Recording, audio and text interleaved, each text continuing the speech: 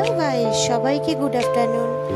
তো আজকে চলে এলাম তোমাদের সাথে এক নতুন রেসিপি শেয়ার করব বলে, বেগুন সর্ষে পোস্ত। তো আমার সাথে থাকো আর দেখতে থাকো আমি কিভাবে আমার পদ্ধতিতে সহজভাবে বানাই রেসিপিটা।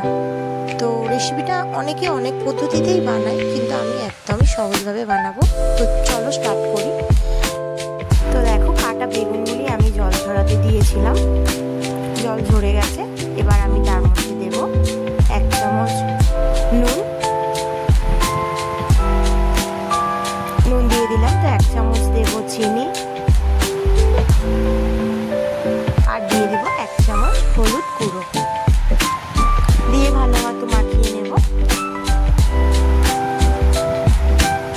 মাখানো হয়ে গেছে। মাখানোর পরে আমি এবার মশলাগুলো দেখাই। এখানে নিয়েছি অল্প একটু নারকেলের টুকরো, 3টে কাজু বাদাম, কালো আর সাদা সর্ষে, আর অল্প একটু পোস্ত, আর তার সাথে দিয়ে দেব 4 থেকে 5টা মতো কাঁচা লঙ্কা। তো দেখো, এবার গরম তেলে আমি একে একে বেগুনগুলিকে ভেজে নেব। আর বেগুনগুলো ভাজতে ভাজতে তোমাদের সাথে একটা কথা শেয়ার করি। এটা আমার রিকোয়েস্টের ভিডিও।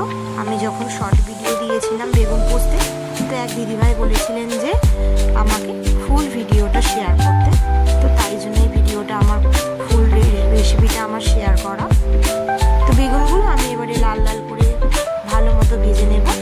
আর সবুজ কেন বেগুনটা দিয়েছি, কেন দেখতেও খুব ভালো লাগে রেসিপিটার মধ্যে, আর টেস্টও খুব সুন্দর হয়। তোমরাও এটা ট্রাই করতে পারো।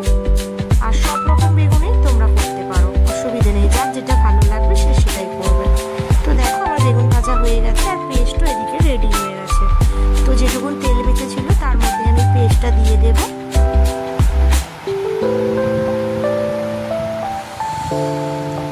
বাকি পেস্টটুকুন এবারে আমি ধুয়ে সেই জলটুকুনও দিয়ে দেব। তো ভালো মতো এবারে আমি নেড়ে চেড়ে নেব।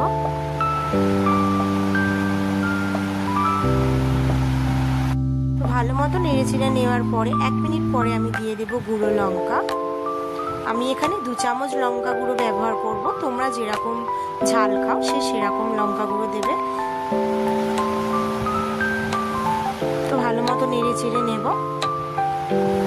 আবার তো নিয়ে এবারে আমি দিয়ে দেব স্বাদ মতো লবণ, আর তার সাথে দেব 2 চামচ হলুদ গুঁড়ো, আর একটু অল্প পরিমাণ চিনি দেব। যেহেতু আমি বেগুনে অল্প চিনি দিয়েছিলাম, তার জন্য আবার অল্প দেব। দিয়ে ভালো মতো নেড়ে চেড়ে নেব। তো 3 মিনিট রাখার পরে আমি এবারে কালার এসে গেছে। এবারে আমি দিয়ে দেব ভেজে রাখা বেগুনগুলি আমি দিয়ে দিলাম।